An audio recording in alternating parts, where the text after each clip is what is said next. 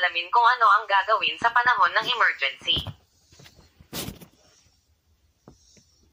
Kami ay pupunta sa ibabaw ano ang gagawin sa ipagkawala ng power, emergency sa sunog, buhawi, lindol, banta ng baril o pagbaril, infestation ng amag, parasite infection o panloob na bulate, bar sa arterya, mataas na glucose sa dugo, atake sa puso, mga seizure, pagbangga ng sasakyan, pagkakataon ng gulong, problema sa sasakyan, kaligtasan ng eroplano, at higit pa. Brownout, maghanda na, may, maiinom na lababo, isang mainit na shower sa lamig, pakuluan ang tubig sa isang kawali na may mga kandila o hukay ng apoy, kumuha ng isang tasa at ibuhos ang tubig sa iyo, gawin iyon ng paulit-ulit hanggang sa malinis. Maglagay ng mga balde para sa tubig ulan, maglagay ng tela sa ibabaw ng mga balde upang hindi makalabas ang mga surot, itali ito ng maayos. Maghanda ng maaga sa mga portable na dispenser ng tubig, palikuran at portable na lababo. Portable power generators, mga solar panel at inverters na may 12-volt na baterya. Maghanda din sa mga portable na istasyon ng kuryente. Pagdating sa pagluluto, maaari kang magluto gamit ang mga kandila, pinapainit din ang silid at ligtas sa mga nakamamatay na lason. Ang mga homemade lantern o metal Walmart na custom-made na lantern, ay gumagana rin bilang isang maliit na furnace. Kumakain lamang ng kanin, beans at preservatives na maaaring tumagal bilang isang vegan sa gluten-free diet at low-sugar diet. Mas maganda ang kaligtasan. Maaari kang makakuha ng 100 pakete ng mga tea candle para lutuin, alisin ang anumang mga panganib. Mga portable na lababo sa mga pinagkakatiwalaang online na tindahan. Mga water dispenser sa Supercenter Store na may 5 gallon tank. Isang bomba para sa isang 5 galon na tangke hugasan ng kamay ang mga damit, patuyuan ang mga ito sa isang bukas na lugar. Portable at natitiklop na banyo, ang mga banyong medikal sa gilid ng kama ay ang pinakamahusay. Gumamit ng mga bag, pagkatapos gamitin ay itali at itapon. O maghukay ng butas para ilagay ang septic. Mga ilaw na pinapatakbo ng baterya, pang-emergency na radyo na may crank, mga online na tindahan, mga fan na pinapatakbo ng baterya, mga online na tindahan, subukan ang solar power, hangin, o iba pang mapagkukunan ng enerhiya. Maaari kang magtayo ng iyong sariling tirahan kung kinakailangan, bahay na bato o isang log cabin. Maaari kang gumawa ng sabon mula sa mga scrap na gulay may tubig ulan, salin ang tubig gamit ang hindi bababa sa tela o carbon filter. Maglagay ng buhangin na balon para sa emergency na tubig. Emergency sa sunog, home insurance. Ang isang fire extinguisher ay maaaring makakuha ng napakababa sa presyo, at sulit ang pera. Kapag may sunog, tumataas ang init, maglagay ng panakip sa mukha, bumagsak sa lupa, maglagay ng takip sa mga maiinit na doorknob at alamin na mayroon ka sa bawat gusali. Kung maaari kang makipag-ugnayan sa departamento ng bombero at sabihin sa kanila ang iyong eksaktong lokasyon. Gamit ang fire extinguisher, isipin ang dahilan at pumunta sa pinanggalingan. Tanggalin sa saksakan ang mga appliances kapag hindi ginagamit. Kapag ang isang appliance ay nakasaksak, siguraduhin na ang lugar ay walang anumang bagay na maaaring magpasiklab ng apoy, mga halimbawa, metal o tela. Huwag mag-overheat ng appliance. Sa kaso ng paso, balutin ng malamig na basang tela ang lugar na may makapal na engraving screen, halimbawa aloe vera cream tornadoes, ahead of time, magtayo ng isang silungan sa ilalim ng lupa o isang konkretong bahay na lumalaban sa sunog. Kung hindi kaya, magkaroon ng emergency bag na may stock ng bigas, beans, oatmeal, at mga preservative ng pagkain, maglagay ng mga kandila sa ilalim ng kawali para lutuin upang maiwasan ang mga panganib, gumamit ng mga tore ng stock ng mga walang laman na kandila upang hawakan ang kawali, tubig at mga panasan upang linisin. Magkaroon ng emergency na radyo at telepono. Siguraduhin na ang iyong mga mahahalagang dokumento ay nakalaman na mula sa pagkasira ng tubig. Hanapin ang kanlungan ng buhawi ng bayan o lungsod, karaniwan ay ang courthouse, simbahan, o mga paaralan. Ang banyo ay kilala bilang safe room kung mayroong isang matibay na mesa, pumunta sa ilalim nito upang panatilihing ligtas ka. Magkaroon ng emergency na telepono para tumawag para sa backup kung kinakailangan. Siguraduhin na ang lahat ay accounted para sa magsama. Lumayo sa mga bintana o anumang bagay na maaaring mahulog o masira. Emergency sa sunog, home insurance. Ang isang fire extinguisher ay maaaring makakuha ng napakababa sa presyo, at sulit ang pera. Kapag may sunog, tumataas ang init, maglagay ng panakip sa mukha, bumagsak sa lupa, maglagay ng takip sa mga maiinit na doorknob at alamin na mayroon ka sa bawat gusali. Kung maaari kang makipag-ugnayan sa departamento ng bombero at sabihin sa kanila ang iyong eksaktong lokasyon. Gamit ang fire extinguisher, isipin ang dahilan at pumunta sa pinanggalingan. Tanggalin sa saksakan ang mga appliances kapag hindi ginagamit. Kapag ang isang appliance ay nakasaksak, siguraduhin na ang lugar ay walang anumang bagay na maaaring magpasiklab ng apoy, mga halimbawa, metal o tela. Huwag mag-overheat ng appliance.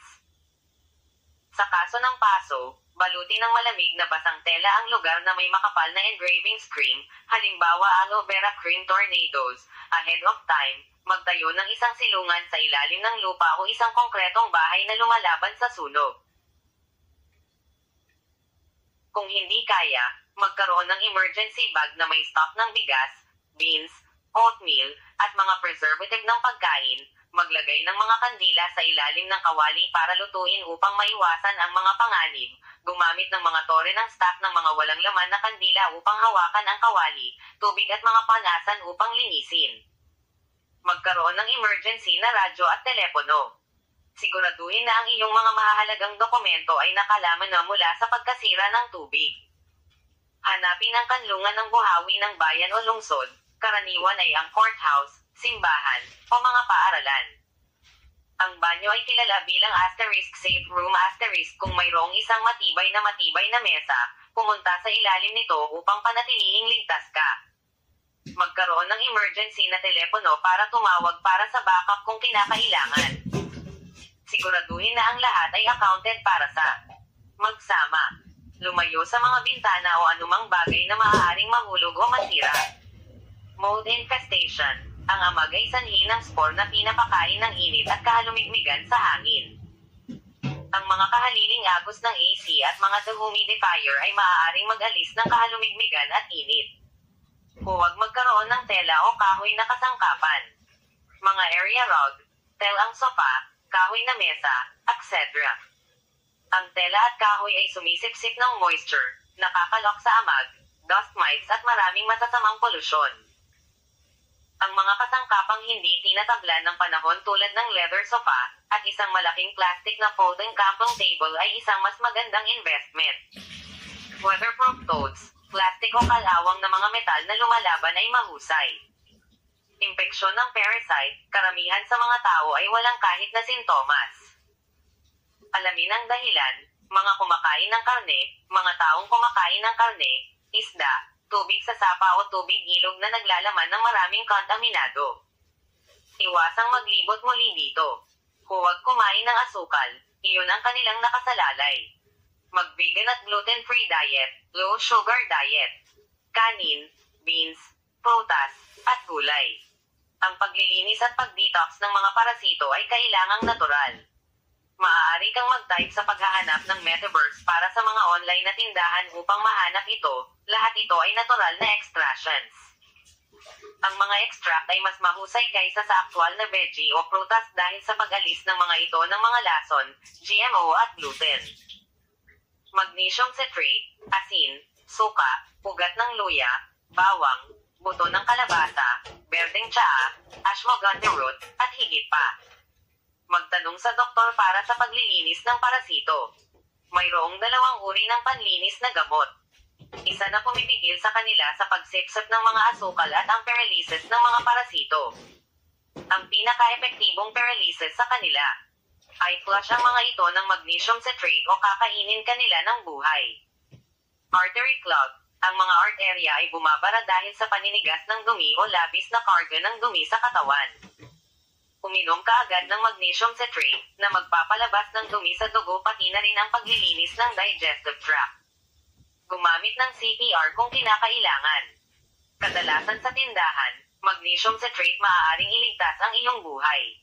Maghanda ng maaga kung oras. Ang ospital ay maaaring magbigay sa iyo ng isang IV upang i-flush ang natitirang bahagi nito. Baguhin ang iyong dieta sa isang vegan at gluten-free, at mababang asukal na pagkain at inumin. High blood glucose. Ang mga monitor ng glucose ay nasa tindahan lamang sa mababang presyo.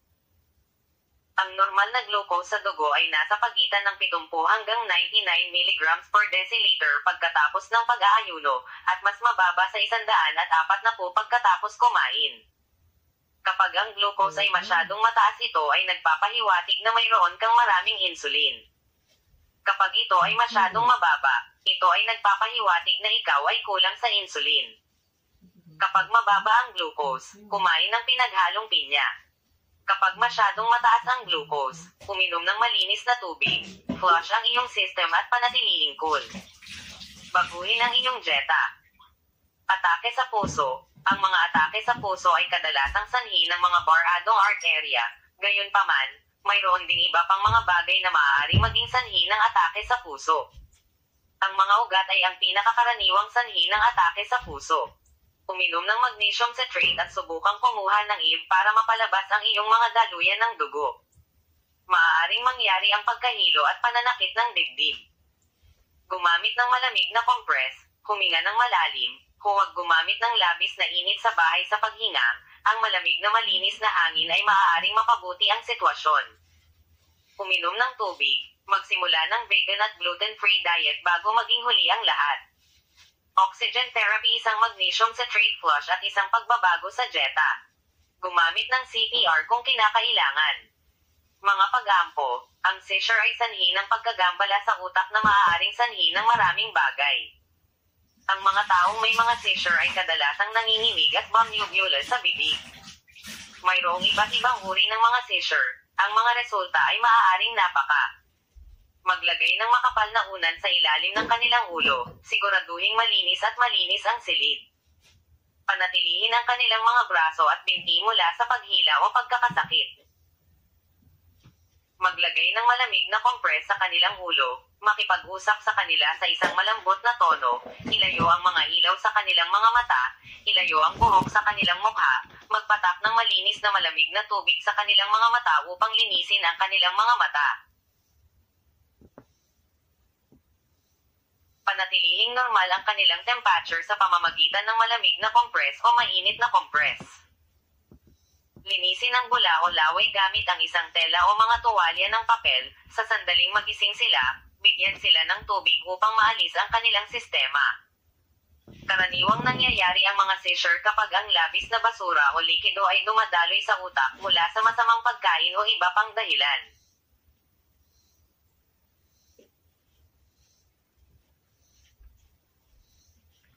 Aksidente. Seguro sa sasakyan, iwasan ang pagbangga ng sasakyan sa pamamagitan ng paglalayo ng mga telepono at electronics mula sa driver, pagwawasto sa mga salamin sa pagsusuri, panatilihin ang pagpapanatili ng kotse, singil ng baterya, malinis na carburetor, langis, brake fluid, engine at belt, i-off ang radyo upang maiwasan ang mga abala, iwasan ang pagmamaneho sa gabi, at iwasan sa panahon ng mabigat na panahon, magkaroon ng malinis na maliwanag na mga headlight, magmaneho ng mabagal at mapagmasid, lalo na sa paligid ng mga kakahuyan na may mga nakikitang hayop.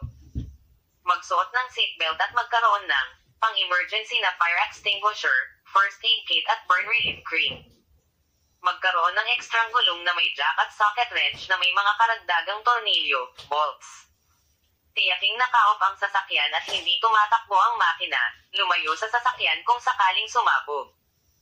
Siguraduhin na ang lahat ay isinasaalang-alang, siguraduhin maalis ang lahat, at maalis sa sasakyan. Gamitin ang pangatay ng apoy sa pamamagitan ng paghila sa pin at pagtulak sa pangga, pag-spray sa pinanggalingan ng sanhi, at patayin ang lahat ng kuryente. Magkaroon ng relief sa paso, first aid kit at mga supply para sa mga emergency na pangangailangang medikal. Tawagan ang sinanay ng mga profesional, EMS o 911. mga gulo sa kotse, magkaroon ng handy, fire extinguisher, tool set, extra gas can, isang jack, ekstrang gulong, first aid kit, at burn relief. Seguro sa sasakyan. Kung sakaling masira, ay-off ang sasakyan siguraduhing ligtas ito sa sunog. Suriin ang mga gulong, gamitin ang jack sa pamamagitan ng paglalagay nito sa ginawa tiyak na naka-indent na lugar na matatagpuan sa gitnang ibabang bahagi ng sasakyan. Gamitin ang lakas ng iyong paa o kamay upang i-level ang kotse upang matugunan ang iyong mga pangangailangan sa pagpapalit ng gulong. Alisin ang mga bolts, screw at panatilihin ang mga ito sa isang ligtas na lokasyon. Kunin ang ekstrang gulong upang maghanda para sa pagpapalit ng gulong. Mag-stretch upang maiwasan ang mga problema sa likod. Ilagay ang lumang gulong sa gilid. Ilagay ang bagong gulong sa tamang posisyon. Ilagay ang takip. Pagkatapos ay ilagay ang mga bolts. Mahigpit na higpitin ang mga ito gamit ang isang socket wrench o electric tool. Ibaba ang jack at tanggalin ang jack. Alisin at ibalik ang lumang gulong, jack, socket wrench at mga supply sa trunk. Lagyan ng check ang fuse box. Suriin ang mga brake. Suriin ang langis. Suriin ang brake fluid, ang baterya, ang sinturon o ang carburetor. Maghanap ng isang lugar na malapit sa iyo na may mga supply. Punan muli ang iyong dagdag na lata ng gas sa isang lokal na istasyon ng gasolina. Sa karamihan ng mga istasyon ng gasolina, mayroong isang air pump na maaaring magbomba ng iyong gulong pansamantala. Kaligtasan ng EROROYO. Magkaroon ng PARACUTE para sa bawat pasahero, attendant at pilot. Alamin ang makina sa loob at labas. Ang paglipad ng higit sa 10,000 talampakan sa himpapawid ay hindi biro. Suriin ang mga langis, carburetor, tagahanga, pakpak, at iba pa bago at pagkatapos ng bawat paglipad. Mahalagang huwag lumipad sa gabi o sa mabigat na panahon. Maaaring magkaroon ng aksidente ang autopilot. Para sa lahat ng iyong nalalaman, mag-ingat ka. Magsuot ng mga seatbelt, manatiling nakaupo at maging ligtas. Maging ligtas. Invest wisely. Alamin ang tungkol sa mga sitwasyong pang-emergency habang itinuturo ko sa iyo. Mag-donate sa aking pahina para sa mga aralin sa hinaharap sa video lamang kung ang isang tiyak na halaga ay naibigay.